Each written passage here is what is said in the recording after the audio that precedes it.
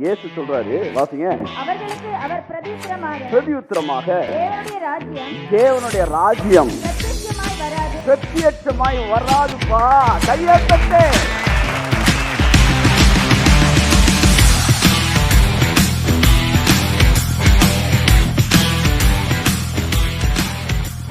ஆரம்பமாகிவிட்டது 1000 வருட அரசாட்சி. கையெழுத்து. ஆமென். Praise God. எலியா வருவார்னு எதிர்பார்த்தான், வந்துட்டார். ஒரு நாள் நீ சொல்லுவ 1000 வருஷ அரசாட்சி வரும், அது வந்துட்டு தம்பி, வந்து ரொம்ப நாள் ஆச்சு. நீ கேட்டியில் அவன் மட்டும் ஏன் இப்படி மேலே வந்துக்கிட்டே இருக்கான்னு 1000 வருஷ அரசாட்சியை கண்டுபிடிச்சான்.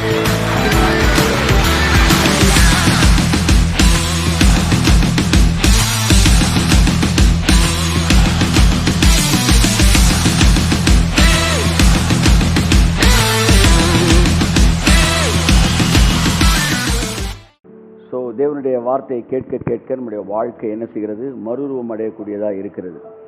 ஸோ திரும்பி பாருங்கள், உங்கள் வாழ்க்கையில் எவ்வளோ நீங்கள் டிரான்ஸ்ஃபார்ம் ஆகிருக்கீங்கன்னு தெரியும். ஸோ நான் பிரசங்கித்த வார்த்தைகள் மற்றவர்களுக்கு எவ்வளோ ஆசீர்வாதமாக இருந்ததோ அதை விட அதிகமாக எனக்கு அது ஆசீர்வாதமாக இருந்திருக்கிறது. The most privileged work in this world is preaching the word of God. Amen. Amen. புதிய ஏற்பாட்டில் தூதர்கள் வந்திருக்கிறார்கள், உயிர்த்தெழுந்த இயேசுவை பற்றி சொல்லியிருக்கிறார்கள், பெத்லெகேமில் பிறந்த இயேசுவை சொல்லியிருக்கிறார்கள். உனக்காக ஒருவர் சிலுவையில் அறையப்பட்டார் என்பதை பிரசங்கிப்பதற்கு அவர்களுக்கு அனுமதி கொடுக்கப்படவில்லை. அவர்கள் என்ன சொன்னாங்க, இங்கே போ, அங்கே ஒருத்தன் பிரசங்கம் பண்ணுவான் சிலுவையில் அறையப்பட்ட இயேசுவை. நாங்களோ சிலுவையில் அறையப்பட்ட இயேசுவை பிரசங்கித்தோம். ஆகவே நண்புக்குரியவர்களே, அந்த மகாபெரிய ஸ்லாக்கியத்திற்காக என் கர்த்தருக்கு நன்றி சொல்கிறேன். ஆரம்பமாகிவிட்டது 1000 வருட அரசாட்சி. ஆமென். Praise God. நல்லா சத்தமா. ஹல்லேலூயா. Praise God. ஆரம்பமாகிவிட்டது. பவுல் சொன்னா, இங்கு அநேக இக்கட்டுகள் எனக்கு இருக்கிறது, ஆனால் இங்கு அநேக திறந்த வாசல்களும் எனக்கு உண்டாயிருக்கிறது. ஸோ எப்போ திறந்த வாசல் நீங்கள் பார்க்குறீங்களோ, புது விஷயத்தை பார்க்குறீங்களோ, அப்போ அந்த விஷயத்தில் போகக்கூடாத மாதிரி சில விஷயங்களை செய்வேன். அதெல்லாம் கண்டுக்கவே கூடாது. ஆவியான ரொம்ப திட்டம் தெளிவாக சொல்லிட்டாரு. ஆரம்பமாகி விட்டது 1000 வருட அரசாட்சி. இவரை கை தட்டுங்க. நாம் எங்கே இருக்கிறோம்?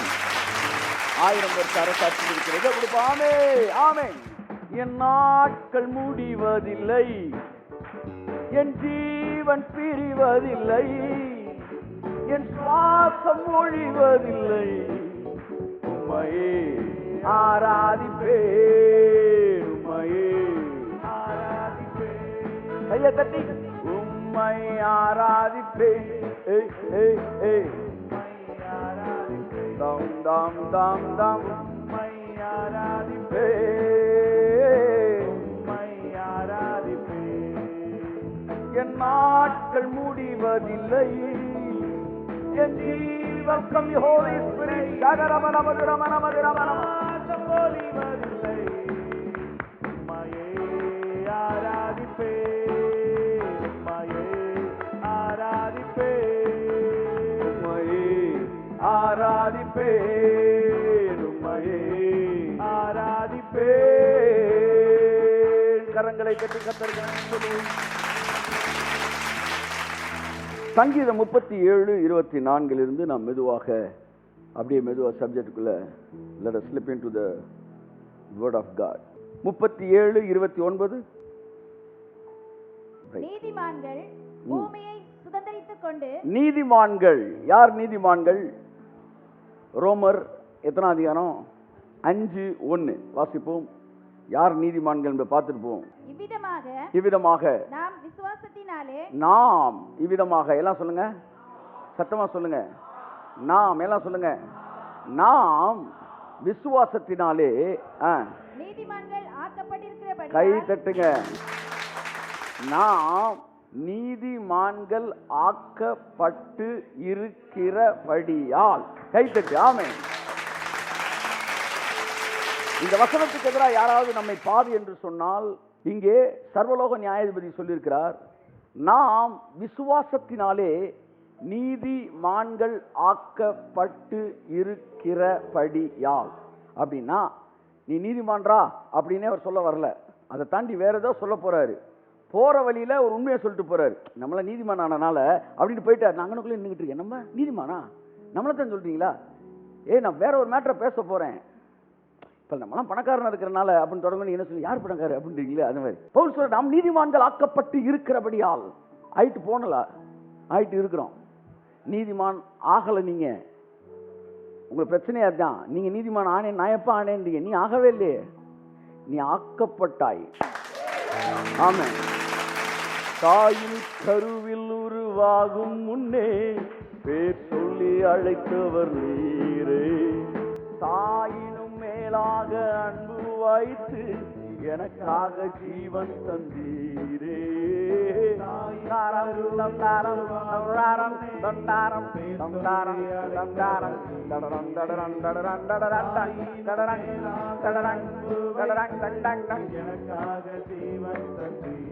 Come on, என் நாட்கள் முடியும் ஜீவன் பிரியும் பொழியும் வரை உம்மையே ஆராதிப்பேன்.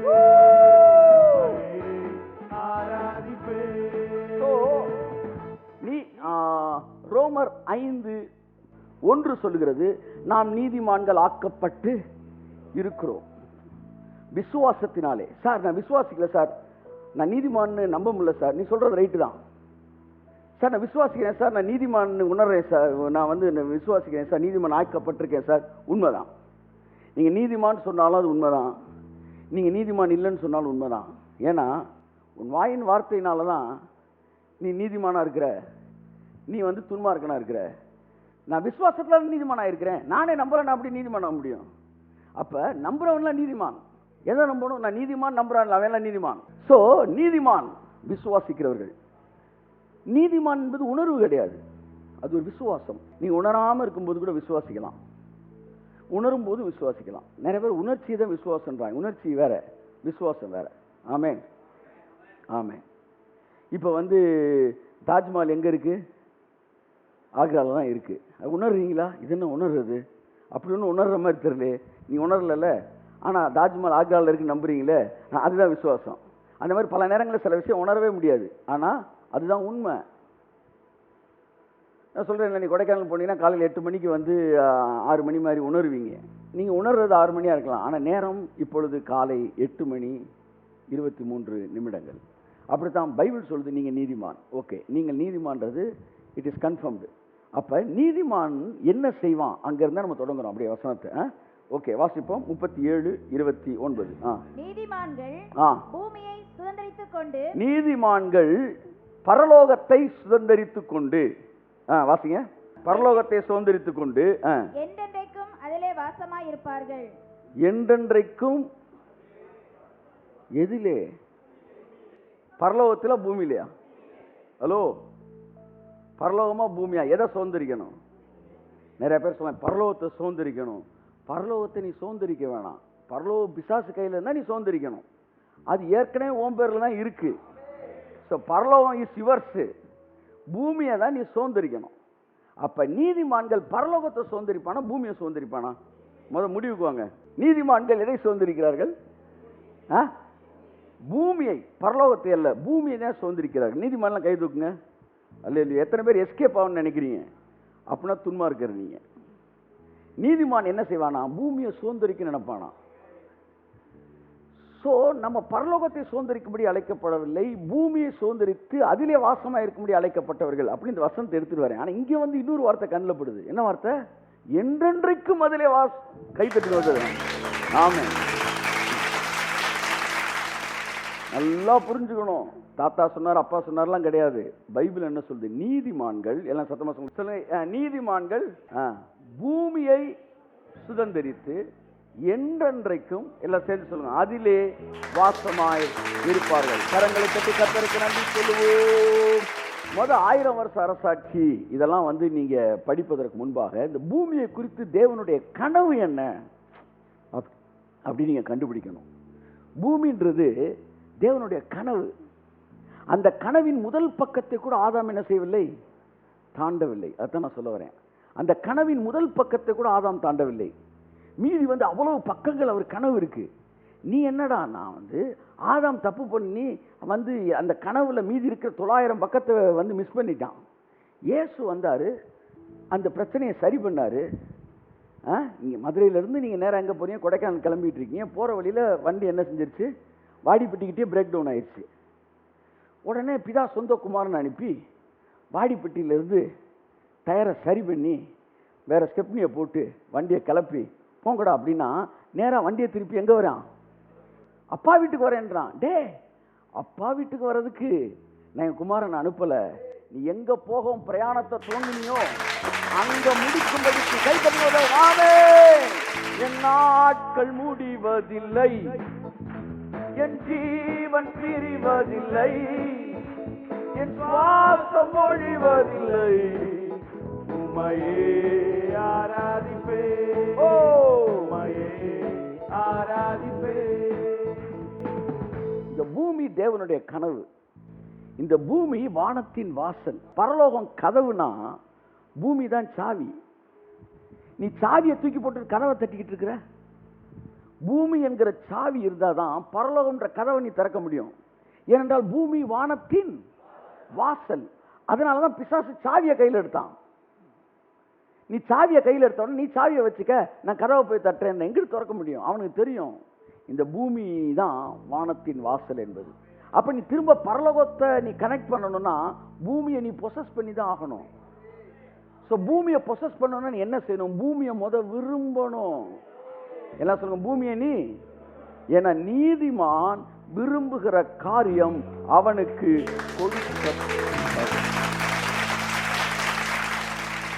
பூமியை விரும்ப கற்றுக்கொள்ளுங்கள். நீங்க விரும்பினா பூமி உங்களுக்கு வந்துரும் தெரிஞ்சுதான் பிசாசு விவரமா என்ன செஞ்சான்னா பூமியை வெறுக்க வச்சான். அவங்கள எல்லாரும் பூமியை வெறுத்துட்டு பரலோகத்தை விரும்புறாருன்னு சொல்லி ஒரு பொய்யான மாயை ஏற்படுத்தினான். இது எப்படின்னா சாவியை தூக்கி எரிஞ்சிட்டு கதவை தட்டுங்கடா அப்படின்னு சொன்ன மாதிரி. ஆனா பைபிள் சொல்லுது, என் மீட்பர் உயிரோடு கூட இருக்கிறார்.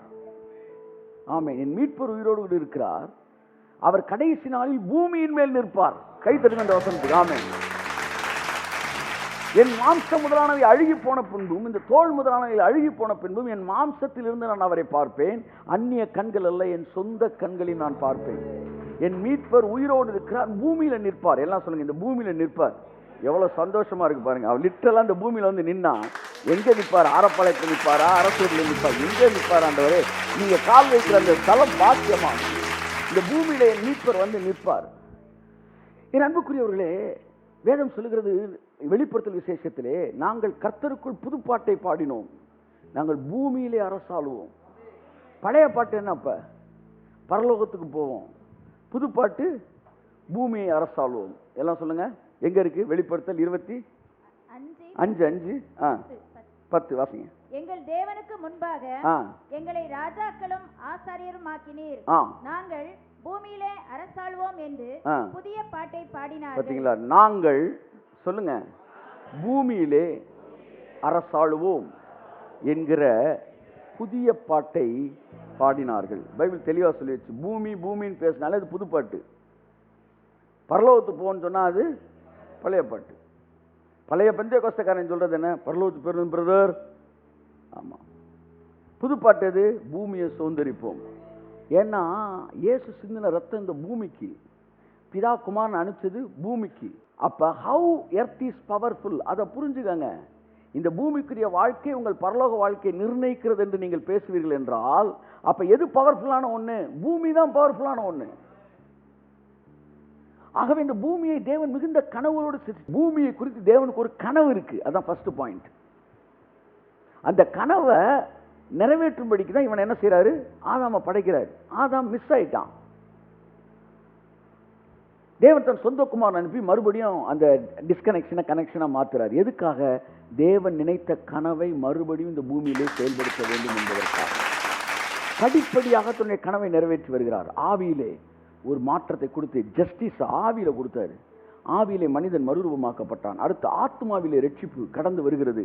ஆத்மாவில் மறுரூபமாக்கப்பட்டான். அடுத்து சரீரத்திலே மறுரூபம் கண்டினியூ ஆகுது. அதோட முடியல, அடுத்து பூமிக்கு தேவன் ஜஸ்டிஸ் பண்றாரு. கை தட்டுங்க ஒரு ஆமென்.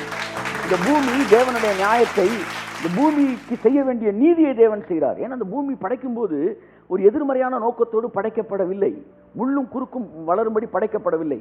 ஆதாம் பாவம் செய்த போது பூமி சபிக்கப்பட்டது. இயேசு மறுபடியும் அந்த சாபத்தை தலையில் சுமந்த போது பூமிக்குரிய சாபம் நீக்கப்பட்டது. அப்போ உங்க மனசு பாவத்தில் கடந்துச்சு, அது ரட்சிக்கப்பட்ட உடனே சந்தோஷத்தை அந்த மனசு அனுபவிச்சுச்சு. சரீரம் வியாதியில் இருந்துச்சு, அதுவும் இயேசு கிறிஸ்து ஏற்றுக்கொண்டோன்னா சரீரம் சந்தோஷத்தை அனுபவிச்சு. அப்போ இந்த பூமி துக்கத்தை அனுபவிச்சு, அது சந்தோஷம் அனுபவிக்கிறது நீங்க பார்க்க வேண்டாமா? கையை தட்டுங்க. The next move இந்த எர்த்தை தேவன் டிரான்ஸ்ஃபார்ம் பண்ண போறாரு. அந்த டிரான்ஸ்ஃபார்ம் பண்றாரு, அதற்கான வேலையை ஆரம்பிச்சிருக்கிறாரு. அதுதான் 1000 வருட அரசாட்சி. ஸோ 1000 வருஷ அரசாட்சி அப்படின்னு ஒன்று நீங்கள் ஒரு விஷயத்தை நான் எல்லாருக்கும் பொதுவாக ஒரு விஷயத்தை சொல்ல விரும்புகிறேன். இந்த பூமியிலே மனிதன் தோன்றிய காலம் முதற்கொண்டு இனி வருகிற காலம் வரைக்கும் ஒரு 7 காலங்களாக அதை பிரிக்கிறார்கள் பைபிள் ஸ்காலர்ஸ். ஆதாம் பழத்தை புசிப்பதற்கு முன்பாக ஃபர்ஸ்ட் ஏஜ், அது ஏஜ் ஆஃப் இன்னசென்ஸ் அப்படின்றாங்க. அறியாமையின் காலம். பாவம் எது, நன்மை எது, தீமை எது என்கிற அறிவு இல்லாத காலம். அது நல்லதா கெட்டதா சொல்லுங்க. ஒரு growth, ஒரு growing ஸ்டேஜில் அவன் இருந்தான். அப்போ அவன் நிர்வாணமாக இருந்தான், அவன் தெரியல. அப்போ அது ஏஜ் ஆஃப் இன்னசென்ஸ். அவனுக்கு மனசாட்சின்னு ஒன்னே என்ன செய்யல, கான்சியஸே என்ன செய்யல, ஓப்பன் ஆகலை. அதனால அது தேவனோடு இணைக்கப்பட்டு வாழ்கிற ஒரு வாழ்க்கையாக, தேவனால் வழி நடத்தப்படுகிற ஒரு வாழ்க்கையாக இருந்தது ஏஜ் ஆஃப் இன்னசென்ஸ். அடுத்து பழத்தை புசிச்ச உடனே கான்சியன்ஸ் ஓப்பன் ஆயிடுச்சு. பாருங்க, அவனுடைய கான்சியஸ் ஓப்பன் ஆன உடனே, மனசாட்சி திறந்த உடனே எல்லாத்தையும் மனசாட்சியின் அடிப்படையிலே செய்ய ஆரம்பிச்சான். பழம் இது நல்லது இது கெட்டது என்று சொல்லக்கூடிய ஒரு மனசாட்சியை ஏற்படுத்தி, இந்த மனசாட்சி ஒரு பெரிய எதிரி, ஒரு நல்ல நண்பன். இந்த மனசாட்சியை அநேகர் என்ன செய்ய ஆரம்பிக்குது, மனசாட்சி திறந்த உடனே தான் மரணம் வருது. இந்த guilty conscious, right conscious, good conscious இதெல்லாம் ஓப்பன் ஆன பிறகுதான் மனுஷனுடைய பாடி அதுக்கேற்ற மாதிரி ரியாக்ட் பண்ண ஆரம்பிக்குது. அதுக்கு முன்னாடி கில்ட்டி கான்சியஸ்னு ஒன்று இல்லைன்றனால மனுஷன் ரொம்ப நாள் வாழ்ந்தான். இப்போ கூட பாருங்களேன், உலகத்தான் பாவம் செய்கிறவன் பாவமாக தான் இருக்கிறான். பாவத்தின் சம்பளம் மரணம் தான். ஆனால் அந்த மரணம் லேட்டாக தான் சாகுறான். கிறிஸ்தவன் இதை சீக்கிரமாக செத்துறான். ஏன்னா வாரம் அவன் கில்ட்டி, அவனுக்கு கான்சியஸை உடச்சி விட்டுக்கிட்டே இருக்கிறான். அந்த கில்ட்டி கான்சியஸ் வர வர அவன் என்ன செஞ்சிடறான், சீக்கிரமாக சாக ஆரம்பிச்சிடான். ஸோ மனிதனுக்கு மரணம் எப்போ வந்துச்சு, மனசாட்சி திறந்தப்போ வந்துச்சு. மனசாட்சி ஒரு கொடூரமான ஒரு விஷம். கில்ட்டி கான்சியஸ் வந்துருச்சுன்னா அது அவனுக்கு கொள்ளக்கூடிய ஒரு எதிரி அவனுக்குள்ள இருக்கிறது. ஸோ கான்சியஸ் ஓப்பன் ஆயிடுச்சு, அப்படியே போயிட்டு இருக்கிறான். அதுக்கப்புறம் நேராக நான் ஷார்ட்கட்டில் சொல்கிறேன், நேராக அதுக்கப்புறம் பிரமாணம் கொடுக்கப்படுகிறது. மனசாட்சியின்படி வாழ்ந்து கொண்டிருந்த மனிதன் ஒவ்வொருத்தரும் தன்னுடைய இஷ்டத்துக்கு ஒரு லா வச்சுக்கிட்டான். காயினை கொண்ட உடனே, காயின் ஆபேலை கொண்ட உடனே தேவன் அவனை காப்பாற்றினார்ன உடனே அவன் பேர் லாமேக்கு. அவன் என்ன சொல்கிறான், அவனை கொண்டா 7 பண்ணு, எனக்கு 77 பலின்றான். அவன் மனசாட்சிப்படி, எதுக்கு என்ன மனசாட்சிப்படி 77 பலின்ற? அவன் சும்மா இருந்தவனை கொண்டாயா? அவனை அடித்தாலே 7 பலினா, நான் என்னை அடித்தவனை தான் கொண்டேன், மனசாட்சிப்படி பேசுகிறார். அதனால அவனை கொண்டா 7 பலினா, என்ன கொண்டா 77 பலின்றான். மனிதன் மனசாட்சியில் வாழ ஆரம்பிக்கிறான். அதுக்கப்புறம் மனித ராஜ்யத்தின் காலம், வாக்குத்தத்தின் காலம், அதெல்லாம் கட் பண்ணிடுறேன். நேராக எங்கே போகிறேன், நியாயப்பிரமாணத்தின் காலத்துக்கு போகிறேன். நியாயப்பிரமாணத்தின் காலம் வந்தோடனே, இங்கே பாருப்பா, நீ ஒரு ரைட்டு, நீ ஒரு ரைட்டு, நீ ஒரு ராங்கு, நீ ஆளுக்கால் சட்டம் கிடையாது, இனிமேல் இதுதான் சட்டம், இப்படி தான் மனிதன் வாழ வேண்டும் என்று சொல்லி பொதுவான ஒரு சட்டம் கொடுக்கப்படுகிறது. அந்த சட்டத்தின்படி மனிதன் வாழ முயற்சி எடுக்கிறான். தான் பாவம் செய்து விட்டான், தனக்கு ஒரு ரட்சக தேவை என்பது மனிதனுக்கு தெரியல. எல்லாமே தான் நல்லவன் நினச்சிக்கிட்டு இருக்கான். நீ நல்லவன் இல்லைப்பா, நீ நினைக்கிற மாதிரி தம்பி, நீ கெட்டவன் தான்றது உனக்கு தெரியணும் அப்படின்றது தான் லா கொடுக்கப்படுது. அப்போ எல்லாருமே உட்காந்துருக்கீங்க. இப்போ எத்தனை பேர் நல்ல உற்சாகம் உணர்றீங்க? ஒரு அல்லேலூயா சொல்லுங்கள்.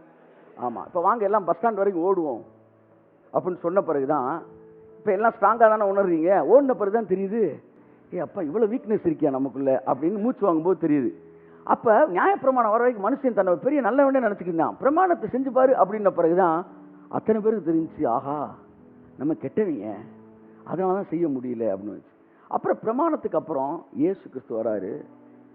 பிதா அனுப்பி நியாயப்பிரமாணம் செய்யக்கூடாததை தேவனே செய்து முடிக்கும்படி தன் சொந்த குமாரனை பாவ மாம்சத்தின் சாயலாகவும் பாவத்தை போக்கும் பலியாகவும் தந்து சிலுவையிலே பாவத்தை மாம்சத்திலே தீர்த்தார். அப்ப இயேசு வந்ததுக்கு அப்புறம் கிருபையின் காலம் ஆரம்பிக்குது. கிருபையின் காலத்துல பாருங்க, இயேசு செய்து முடித்ததின் அடிப்படையில் மனிதன் ஆசீர்வாதங்களை அனுபவிக்க ஆரம்பிக்கிறான். அந்த பூரணமா இயேசு செலுத்தின கிரயத்தோட ஆசீர்வாதத்தை அனுபவிக்க ஆரம்பிக்கும் போது ஒரு ஆட்சி காலம், அடுத்த ஏஜ் தொடங்குது. அந்த பூரணமான ஒரு ஆசீர்வாதத்தை அனுபவிக்கிற இடத்துக்கு வரும்போது 1000 வருஷ அரசாட்சி மனிதனுடைய. இப்போ 7 காலங்கள் இருக்கு, நான் ஒரு 4 காலம் சொன்னேன். 1000 வருஷ அரசாட்சினா பயங்கரமா வரும், ப்ராமினெண்டா வரும், இன்னும் எப்படி சொல்றது, விசிபிளா வரும். அது எப்படி ஒரு நல்ல ஒரு வார்த்தை எப்படி சொல்ல, நோட்டிசபிளா வரும் அப்படின்னு நினைச்சிட்டு இருக்கீங்க.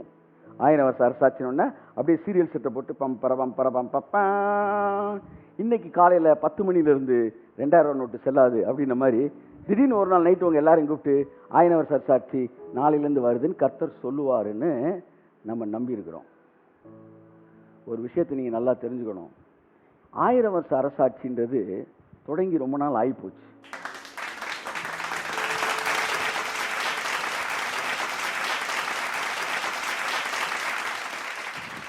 ரெண்டு விஷயத்தை இன்னைக்கு சொல்லி ஏன் நம்மளால 1000 வருஷ அரசாட்சி ஸ்டார்ட் ஆயிடுச்சுன்றத நம்ப முடியல அப்படின்னா, ஒன்று, எப்பவுமே மதம் எதிர்காலத்தை பற்றி மட்டும்தான் பேசும். எல்லாம் சொல்லுங்க, எதிர்காலத்தை தான் பேசும். அரசன் நன்று கொள்வான், தெய்வம் நின்று தான் கொள்ளும். எதிர்காலத்தில் தான்டா, எதிர்காலத்தை. இதுதான் எல்லா மதமும் பேசுது. எல்லா மதமும் மனிதனுடைய நல்வாழ்வு நிகழ்காலத்தில் இருக்குன்னே பேசல. அத்தனை மதமும் மனிதனுடைய நல்வாழ்வு எதிர்காலத்தில் தான் இருக்குன்னு சொல்லுது. ஆனால் இயேசு மாத்திரம்தான், வேதம் மட்டும்தான் நவ் ஃபைட் இட். கையை தட்டி amen. Now fight it, now fight it. கிறிஸ்தவம் மட்டும்தான் மனிதனுடைய வாழ்க்கையை பிரசன்ட் டென்ஸோட கனெக்ட் பண்ணுது. இன்றைக்கு ரட்சணிய நாள், இன்றைக்கு கையை தட்டுங்க சார், ஆமென். அனுக்கிற காலம். So religion, it gives us hope only. Hope connected, always connected with the future. But Christ gives us faith, which is connected with present tense, current day solution. கிறிஸ்தவ வாழ்க்கை என்பது எதிர்காலத்தை நோக்கி அமர்ந்திருக்கிற வாழ்க்கை அல்ல, நிகழ்காலத்தில் ஆசீர்வதிக்கப்படுகிற ஒரு வாழ்க்கை. இன்னைக்கு நமக்குள்ள கிறிஸ்தவம் இருக்கிறதா அல்லது யூத மதம் இருக்கிறதான்றதை ஈஸியாக கண்டுபிடிச்சிடலாம். நீங்கள் மதத்துக்குரியவர்களாக இருந்தால் எல்லாமே எதிர்காலத்தில் நல்லா இருக்கும் சார் அப்படின்னு சொன்னீங்கன்னா நீங்கள் கிறிஸ்தவத்தில் இல்லை, நீங்கள் மதத்தில் இருக்கிறீங்க. ஏன்னா மதத்தில் இருக்கிறவன் எப்போவுமே ஃப்யூச்சரை தான் நல்லா இருக்குன்னு நினைப்பான். ப்ரெசண்ட்டில் என்ன ஆசீர்வாதம் இருந்தாலும் அவனுக்கு தெரியாது. 2 எடுத்துக்காட்டு சொல்கிறேன், நல்லா பாருங்க.